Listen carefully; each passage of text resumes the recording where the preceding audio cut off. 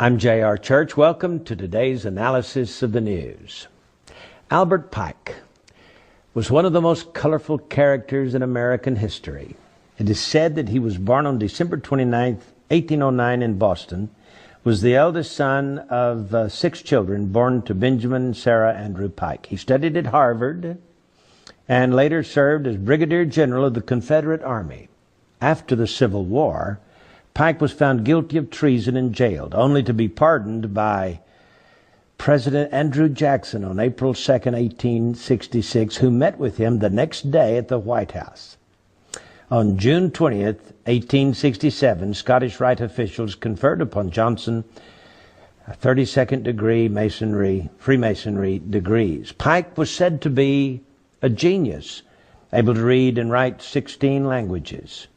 He was one of the founding fathers of the head of the ancient accepted Scottish Rite of Freemasonry, being the Grand Commander of North America Freemasonry from 1859, and retained that position until his death in 1891. In 1869, he was the top leader of the Knights of the Ku Klux Klan. Pike was said to be a Satanist who indulged in the occult, and he apparently possessed a bracelet which he used to summon Lucifer, with whom he had constant communication. He was the Grand Master of a Luciferian group known as the Order of the Palladium, or of Sovereign Council of Wisdom, it's also been called, which had been founded in Paris in 1737. Now, General Albert Pike was the only Confederate general with a statue on federal property in Washington, D.C. He was honored not as a commander or even as a lawyer, but as Southern Regional Leader of the Scottish Rite of Freemasonry. The statue stands on a pedestal near the foot of Capitol Hill between the Department of Labor building and the Municipal building between 3rd and 4th Streets on D Street Northwest. Now, I tell you all of this because it is said that he received a vision from his mentor, Mr. Lucifer, I guess, on August 15, 1871.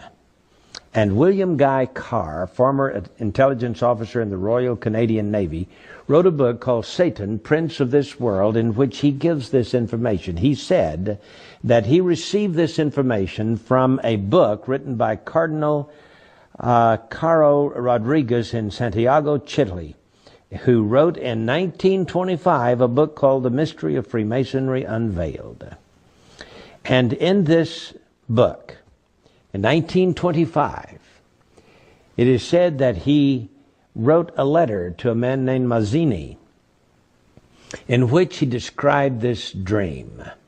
And in the dream, he predicted 3 world wars.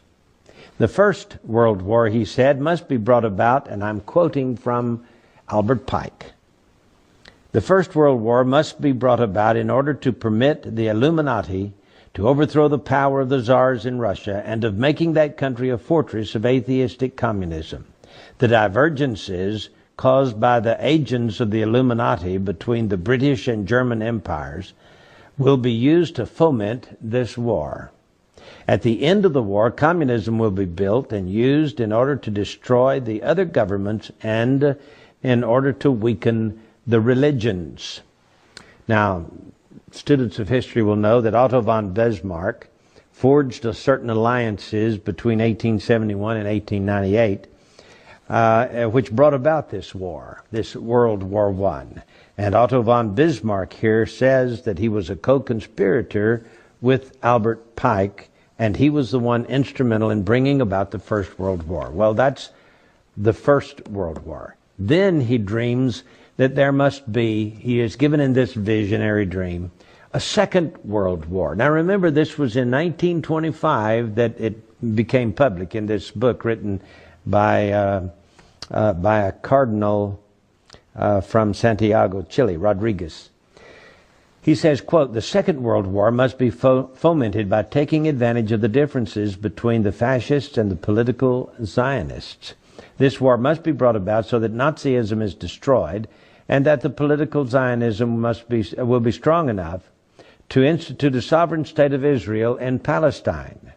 During the Second World War, international communism must become strong enough in order to balance Christendom, which would then be restrained and held in check until the time when we would need it for the final social cataclysm.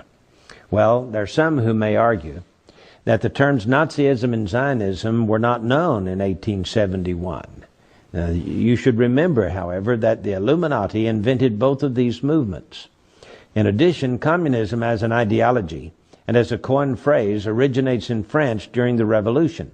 In 1785, Restif coined the phrase 4 years before the Revolution broke out. Restif and Babeuf, in turn, were influenced by Rosé, as was the most famous conspirator of them all, Adam Weishaupt. Then he has this vision, in this vision, not only one world war and two world wars, but here comes the third world war. He says, and I quote, "The Third World War must be fomented by taking advantage of the differences caused by the agents of the Illuminati between the political Zionists and the leaders of the Islamic world." Yeah, that's what he says. The war, this was 1925. Please understand that. At least 1925. May go all the way back to 1871, as is purported to do, but at least it was written in a book and published in 1925. So he says, after World War I was just over a few years, and before World War II even started, he's now thinking about this Third World War, and it says that it will be caused by the differences between the political Zionists and the leaders of the Islamic world. The war must be conducted in such a way that Islam, the Muslim Arabic world, and political Zionism, the State of Israel, mutually destroy each other. That's what it says. Meanwhile, the other nations, once more divided on this issue, will be constrained to fight to the point of complete physical, moral, spiritual, and economic exhaustion.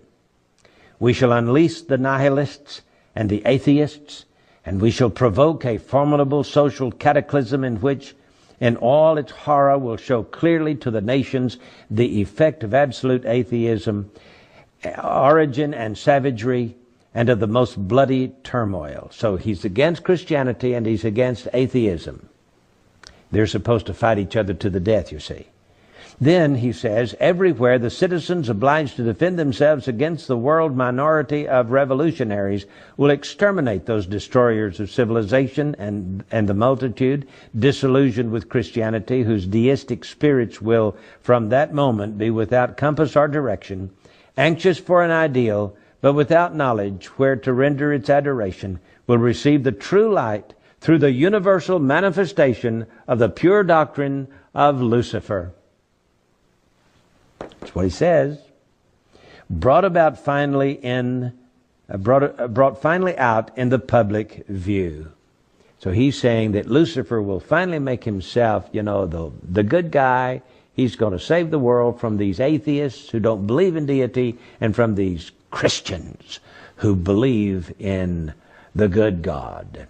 Well, so it says, this manifestation will result in the general reactionary movement which will follow the destruction of Christianity and atheism, both conquered and exterminated at the same time. Well, now, I don't know if it's true, but I can tell you that it sure has played into what is being carried on in the Middle East today.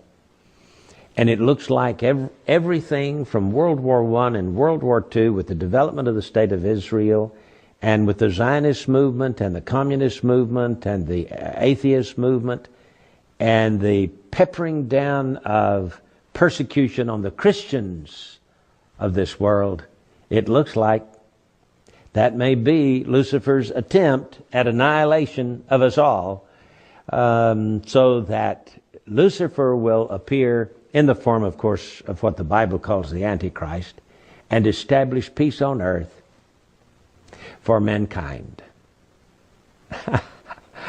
I got news for all those Illuminatists.